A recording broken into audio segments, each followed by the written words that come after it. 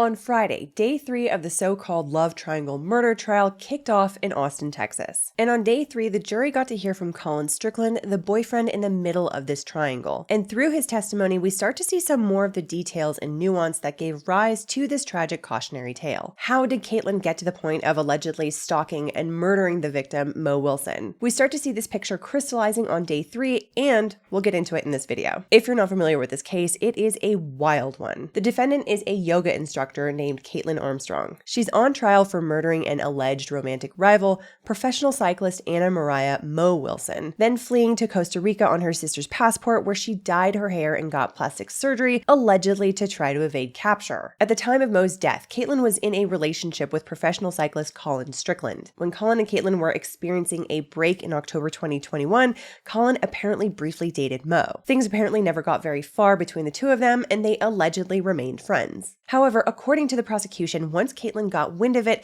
it set off an obsession, ending with Kaitlin stalking and murdering Mo on May 11th, 2022. Opening statements began on Wednesday, November 1st. The court is allowing cameras in the courtroom only for opening statements, closing arguments, and the verdict. We live streamed the opening statements on this channel, and I plan to live stream the closing arguments as well as the verdict. And in between, I'm doing daily recaps for folks that are interested in this trial, based on what I can get from people inside the courtroom. If you want a full rundown on the first 2 days of trial, I am linking to a playlist I've created in the description below, which includes recaps for the first 2 days as well as the live stream of the opening statements. So be sure to check that out if you are interested. Otherwise, here's what happened on day 3 of this trial. Now, as a refresher, on day 2, the second half of the day was largely spent with neighbors of Kaitlin Cash's apartment. Cash was Mo's friend who was hosting Mo for the weekend while she was in town for a race. And Cash's apartment is where Mo was tragically shot. Anyway, on day 3, testimony from these neighbors continued. The first witness was Daniel Shear, another witness with more surveillance footage, this time from a Nest camera. And this time, it was hanging underneath his carport. And what this surveillance shows is not actually Kaitlin's Jeep,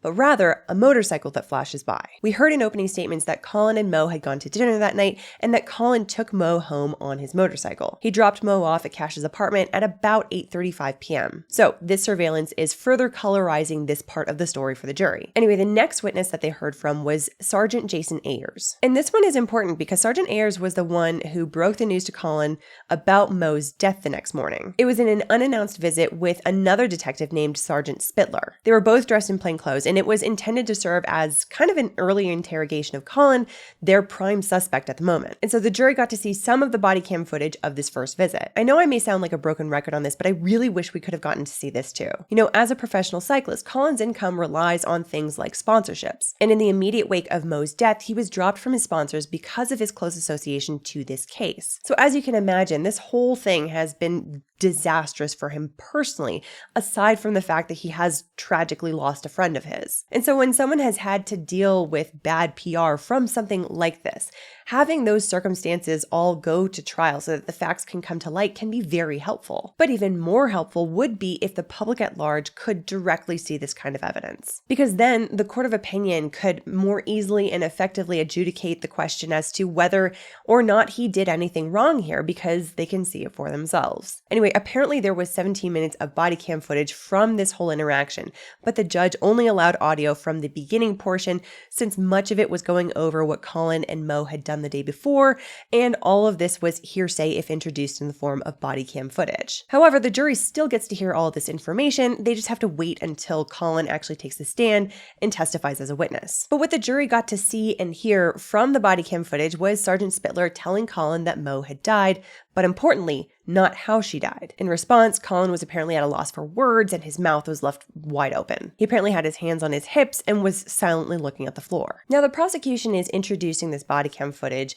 to show that the police suspected him early on in the investigation, since he was the last one to apparently see Mo before she died, and to ultimately show his innocence. Because if you think about it, the prosecution has every interest in this point to clear Colin's name, since Kaitlin's ability to muddy the waters with suspicion suspicion that maybe Colin killed Mo could decrease Kaitlin's likelihood of being convicted. Now, according to Sergeant Ayers, immediately after this, Colin goes with them to the station to give a full statement. And after that, Sergeant Ayers executed a search warrant of Colin's home. Interestingly enough, when police arrived to execute the search warrant, Kaitlin was there with an attorney who apparently was at the time representing both Kaitlin and Colin. Kaitlin and her attorney were in the driveway and not allowed in the home during the execution of the search warrant. And what police recovered in the search were 2 MacBooks, 2 cell phones, DNA swabs from her Jeep steering wheel, and 2 9mm handguns. Photos were also taken during the execution of the search warrant, and the photos shown to the jury include some of the closet in the master bedroom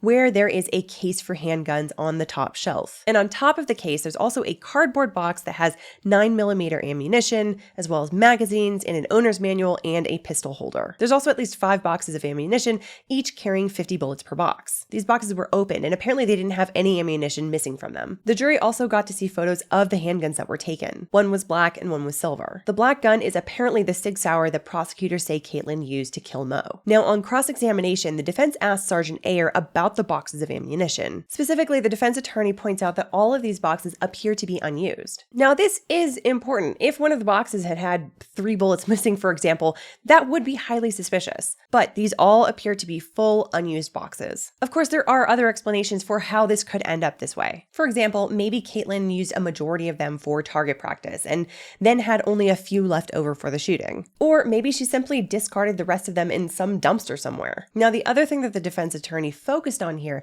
was the inventory of items that the police seized, as well as the photos from the search warrant showing other items in the apartment. According to Sergeant Ayers, if an item was not on the inventory list, it was not seized by the police. And so the defense attorney asked why there were some items found in photos that were not seized. Particularly, he points out some iPads that the police left behind. This could be a point for the defense because there could be important information on any device at the home. And so we want to see that this investigation was complete, it was thorough, and it wasn't improperly left with some potentially important stones left unturned. Anyway, the third witness was crime scene specialist Mirezha Guevara.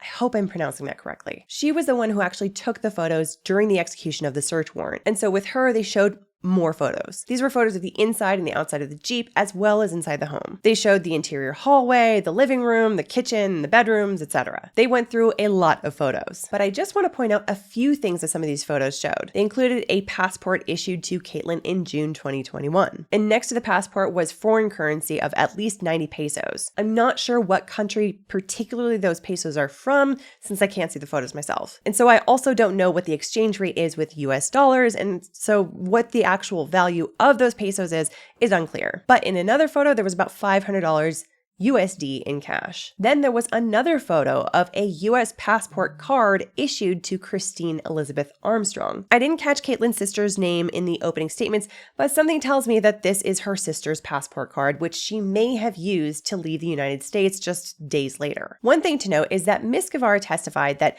when she's given an assignment to take photos like this, she's not given specifics about what happened. She knew it was a homicide investigation, and she knew that she was tasked with taking photos of possible firearms evidence as well as possible DNA evidence. And this seems to be pretty commonplace for investigations in general. She knew that the guns were swabbed for DNA and that they came back clean. And she said that that wasn't particularly unusual. But something that did stand out to her was that there was an oily substance on the firearms. We don't know what that is just yet, but hopefully that becomes clear as trial progresses. For my part, I am somewhat familiar with firearms. I know how to use them. I have used them on a firing range, but I would never put myself out there as some sort of an expert on firearms. So if anyone watching is experienced with firearms and you have an idea of what that oily substance might be, let me know in the comments down below. Anyway, on to the next witness. This was Kaeli Arhelger. Miss Arhelger was the general manager of Pool Burger, a tiki bar near the Deep Eddy swimming pool. And this was one of the last places that Mo was seen alive. And so Miss Arhelger provided more footage, this time of Mo and Colin hanging out at the pool and bar. And this part is crazy. She also provided video surveillance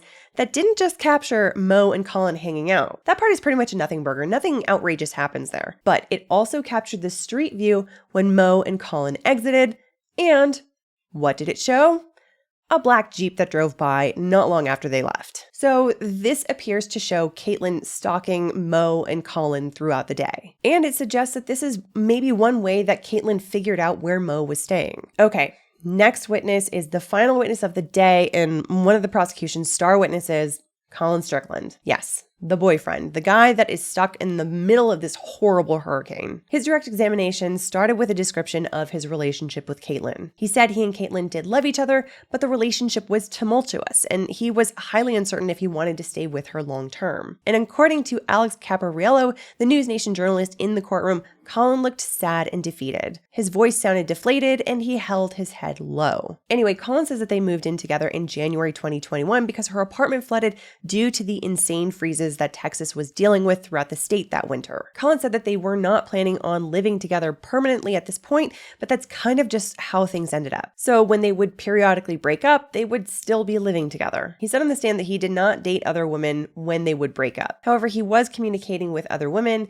and he believes that Kaitlin was monitoring those conversations because he says that she would confront him about them from time to time. As an example, he talked about an unnamed woman in Colorado that he had met late in 2020 while he was dating Kaitlin. He said he was never intimate with this woman, but that when he told Kaitlin that he was going to visit the woman in Colorado, Kaitlin responded by sending him a photo of the woman that she had sent to him by a text message. And the photo was of the woman half nude. So this informed him that she was monitoring his tech and knew more than what he had previously thought. So he says that as a result, what he learned was to be apparently less transparent with her. Honestly, I kind of struggle with this. Of course, every single person is different, and so we all have our own insecurities and levels of comfort and discomfort related to the trust that we give to our romantic partners. On the one hand, in my opinion, Kaitlin made a major violation of trust when she started secretly monitoring Colin's communications. But on the other hand, it turns out that on some level, her paranoia was kind of justified. Now look, I have close male friends and Mr. Bites has close female friends. The thing that gives us both trust in one another with regard to these other friendships and relationships is,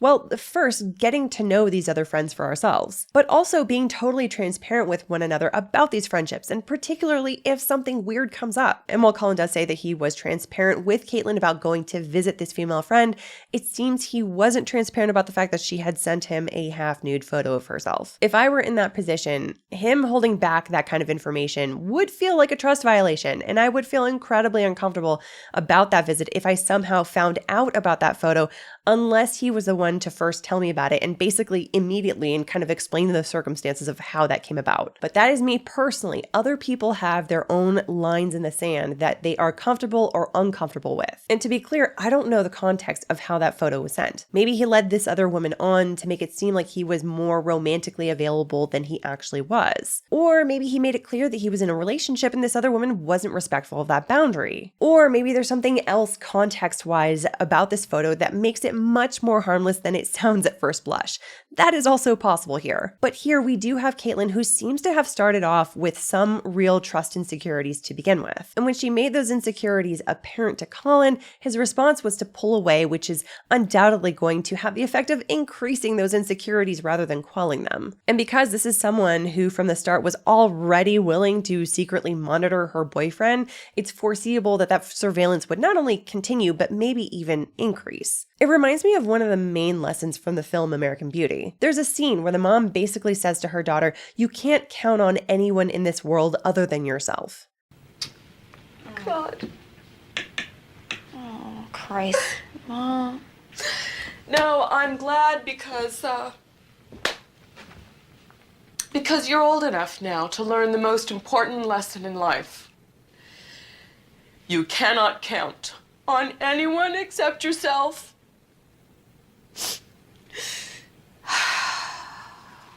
You cannot count on anyone except yourself.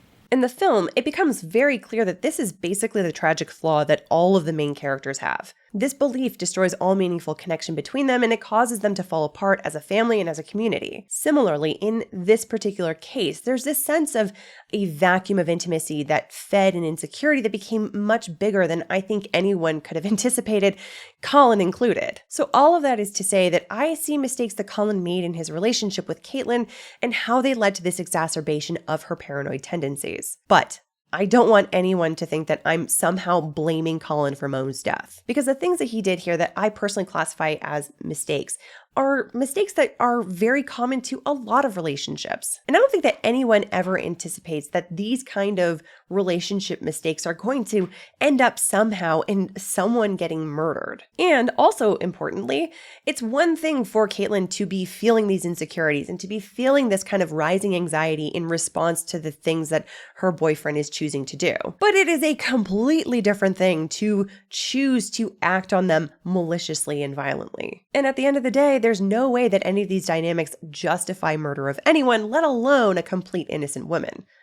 Obviously, she does need to be held responsible for her actions as properly proven in a court of law. My main point in saying all of this is that I think it's also helpful to be looking at the particular dynamics and choices that were made that led these people down this particular path. All right, that's me stepping off my soapbox for a minute. Let's get back to the testimony itself. So Colin also went into his relationship with Mo. They apparently met at a racing event, and he described her as the most exceptional female racer and an obvious immense talent.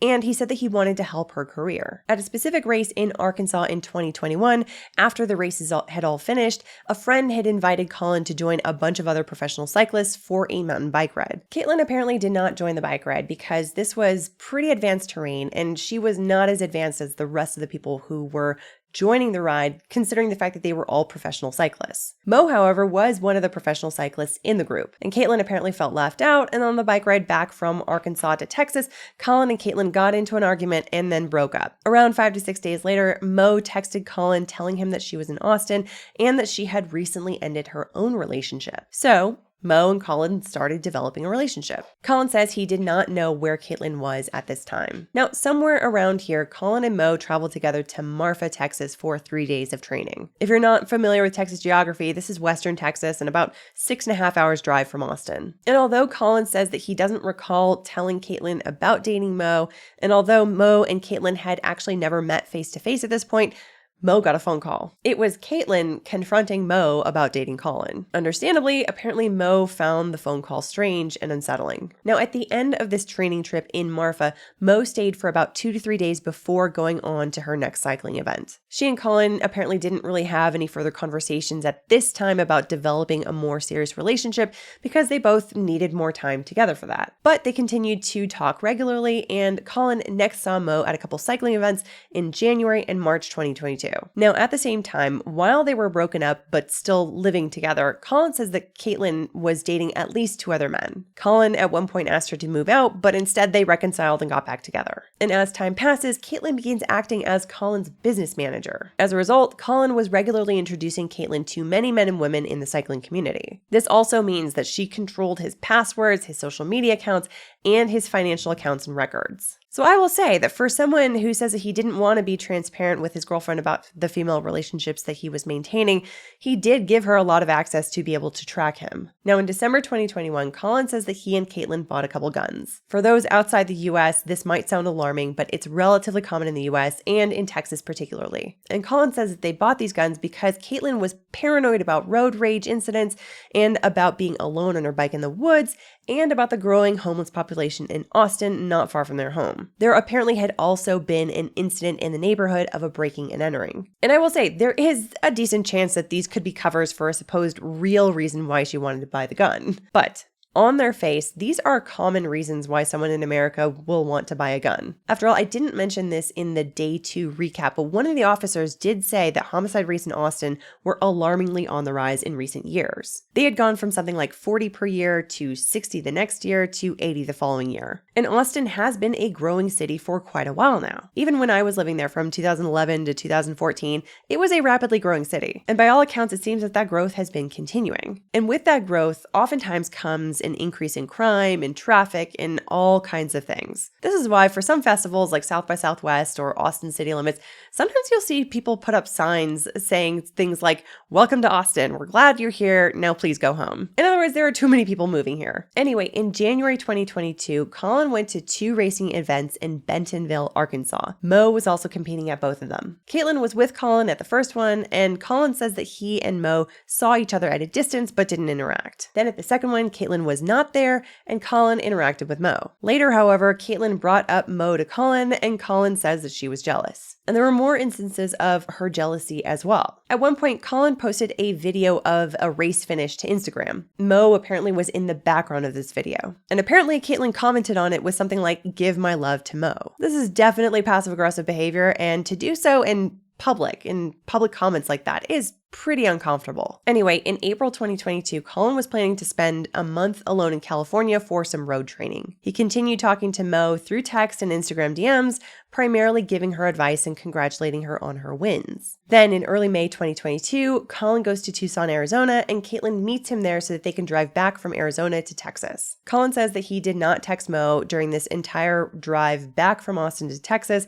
and at this point, his relationship with Kaitlin seemed to be going smoothly. Also, when he got to Tucson, he says that he deleted a texting thread that he had with Mo while Colin was in California because he just didn't want to agitate Kaitlin. And he changed Mo's name in his phone to Christine Wall. On May 9th, Colin and Kaitlin arrived back in Austin. Colin says he didn't intend to see Mo, but he knew of an upcoming race she had in Hico, Texas. Then on May 10th, Mo lets him know that she's going to be in Austin, and he suggests going for a short training ride together. Then he gets to the events of May 11th, the day that Mo was killed. He goes through his whole day, including a 3-hour-long training ride that he had with a male friend, one in which Kaitlin had initially joined, but she had to turn back a half hour in because she couldn't keep up. Mo also apparently sent Colin a picture of herself riding a bike, so he knew that she was on a solo ride that day. The two made plans to meet up after her ride. Colin did not tell Kaitlin about it, and he didn't even tell Kaitlin that Mo was in town, let alone where she was staying. But through text, Mo gave Colin the address that she was staying at. So Colin came to Cash's apartment to pick Mo up, and then the two left for the Deep Eddy pool. The temperature was apparently over 100 degrees, common for mid-May in Austin, Texas, so they swam and they got food. While Colin and Mo are at Deep Eddy, Colin apparently gets a phone call from Kaitlin that he ignores. Then he also gets text messages from Kaitlin that he also ignores. Now, at this time in his testimony, the prosecution also shows some of the video surveillance footage from the Deep Eddy pool. It's time-stamped at 6:57 p.m., and it shows him sitting with Mo at a table, showing her his phone. Then Colin testifies that after some food and drinks, Colin then dropped Mo off back at Cash's apartment. He then texted Kaitlin a fake alibi for where he had been earlier that day. Specifically, he says that he was delivering some marijuana to a friend in North Austin who was in some pain. He then testified that he got home at dark and never got a text response from Kaitlin to his alibi text. He says that he then went inside and never left the house that night. He apparently had a 7-minute phone call with a friend named Alan, and then he texted Kaitlin again. This time he wanted to make plans with her for the following morning. Kaitlin never responded. Later, Kaitlin came home while Colin was working in the garage. Colin then went back inside to pack for an upcoming race. He had a glass of whiskey, and then he watched a cycling documentary at a computer in the kitchen. Kaitlin apparently joined him to watch the documentary. And Colin says that Kaitlin was calm and collected, and nothing seemed out of the ordinary. She apparently said nothing about Mo, and then they went to sleep. The next morning, he says that he was working on a bike in the garage when 2 plainclothes detectives approached him. They told him Mo had died, and he says that he was shell-shocked once he realized who they were talking about. Then he said that he agreed to go with them to the police station to give a statement. But first, he went inside and told Kaitlin that Mo had been killed. He said she seemed shocked, but he couldn't remember exactly what she said. And then he spent the next 6.5 hours being questioned by police officers. In the interrogation, he told the officers about his previous relationship with Mo, and he mentioned that Kaitlin owned a black Jeep. He also told the officers about the guns that they had in their home. In court, Colin testified that only Kaitlin drove this Jeep. He had 3 motorcycles, and it was how he chose to get around. And then he testified that in the interrogation, he was then informed that the Jeep was seen 15 feet from Cash's apartment the night before. He testified that he was shocked to hear this, which